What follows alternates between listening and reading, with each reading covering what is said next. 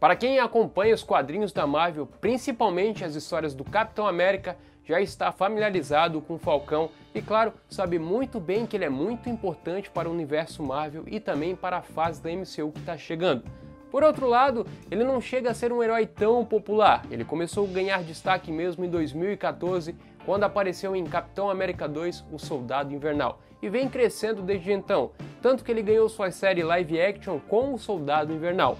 Mas me diz uma coisa, você conhece a sua origem? Sabe que Sam Smith se tornou um herói onde a sua história vai desde o Falcão até o novo Capitão América? Se não sabe, fica comigo até o final do vídeo que você vai descobrir tudo sobre esse herói. Só não esquece, deixa seu like e se inscreva no nosso canal, assim você fica por dentro de tudo sobre os heróis da Marvel.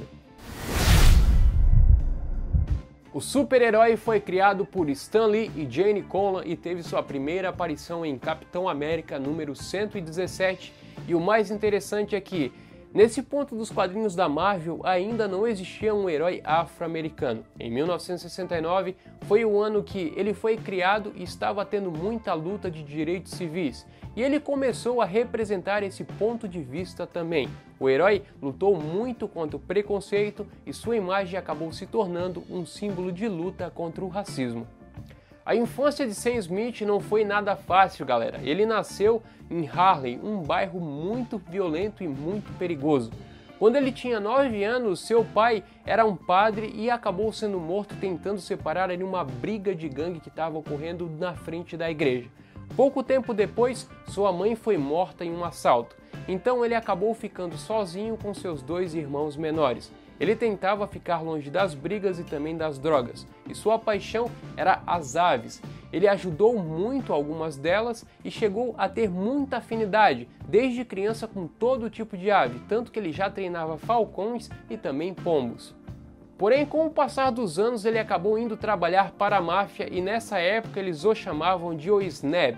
E uma dessas tarefas que ele acabou pegando era um voo para o Rio de Janeiro, onde ele conseguiu seu grande e fiel companheiro, o Asa Vermelha. Porém, na volta, o avião acabou caindo em uma ilha do Caribe. Nesse ponto, a gente entra em um arco muito importante do Capitão América, onde ele e o Caveira Vermelha tinham um trocado de corpo, e tanto o Steve Rogers e o Caveira Vermelha se encontravam na ilha.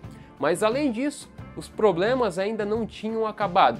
Nessa ilha morava também um grupo de nazistas e junto com o Caveira Vermelha eles faziam guerra com os moradores locais.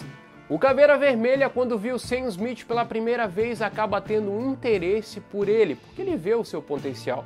Então ele usa o cubo cósmico para dar poderes a ele.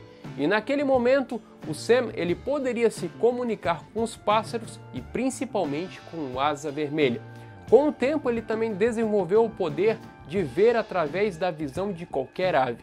Claro que esses poderes não viriam de graça, pois o Caveira Vermelha tinha uma intenção, e era usá-lo como arma no futuro.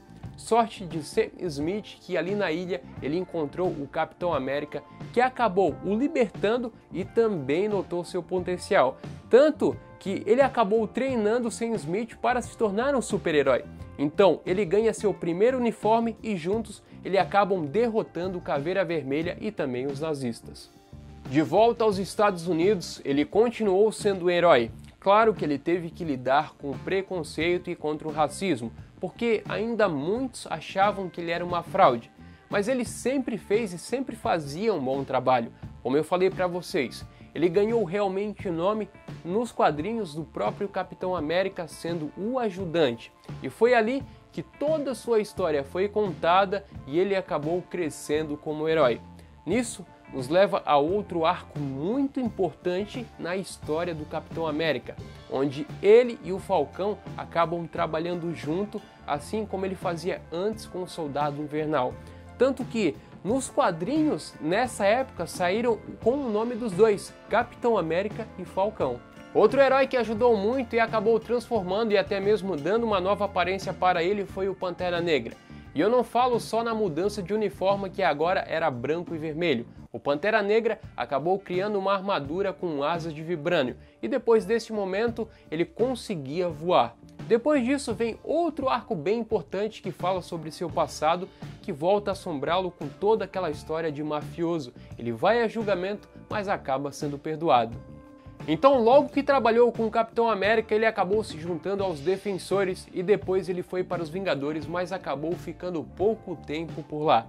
Quando chegou Guerra Civil na Marvel e toda a história de registro de super-heróis, o Falcão se juntou ao Capitão América contra essa lei.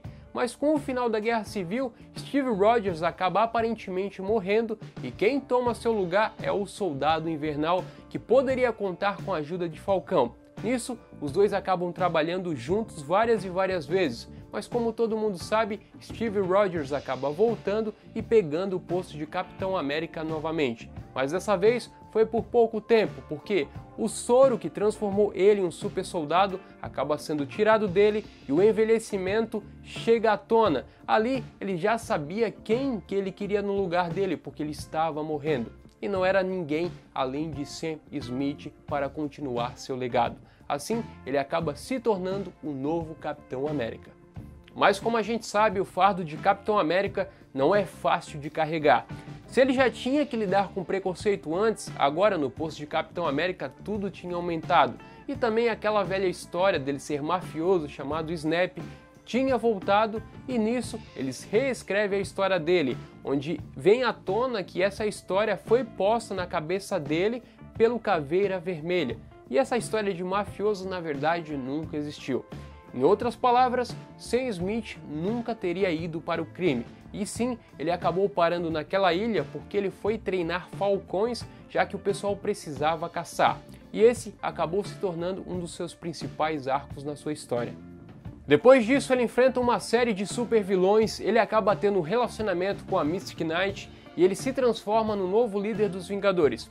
Nisso, o Steve Rogers ele acaba voltando à juventude e também ao posto de Capitão América. Mas mesmo assim, o Steve não o desqualifica, e Sam Smith continua também como símbolo de Capitão América, tanto que o escudo original fica com ele. O Capitão América acaba usando outro modelo. Mas na saga Império Secreto, quando saiu a notícia que Steve Rogers era um agente da Hydra, todo mundo ficou desmotivado e decepcionado com o símbolo que era o Capitão América. Nisso, ele decide a voltar para sua identidade de Falcão, e mesmo depois que toda essa história de Capitão América se resolveu, ele ainda assim ficou com o título de Falcão, que era a sua principal identidade. No cinema, o Falcão é bem diferente do que nas HQs, começando pelo seu melhor amigo, o Asa Vermelha, que se transformou de uma ave para um androide. Sendo que ele também é um ex-militar da Força Aérea que volta ativa com equipamento de voo experimental para ajudar o Steve Rogers a enfrentar a Hydra. Em Guerra Civil, ele fica ao lado de Capitão América assim como nas HQs, e depois disso ele também luta contra o Thanos e por fim, em Vingadores Ultimato, Steve Rogers passa o escudo para ele. Agora, o agente tem a continuação de toda essa história em Falcão e o Soldado Invernal. Mas e aí, já conhecia a história do Falcão? Gosta do super-herói? Que outro herói ou vilão você quer conhecer a história? Deixa aí nos comentários, porque como sempre, o vídeo acaba agora, mas continua aqui embaixo com o seu comentário. Só não esquece, deixa seu like e se inscreva no nosso canal, assim você não perde nenhum conteúdo novo e também fica por dentro de tudo no mundo do cinema e também das séries. É isso aí, te vejo no próximo vídeo.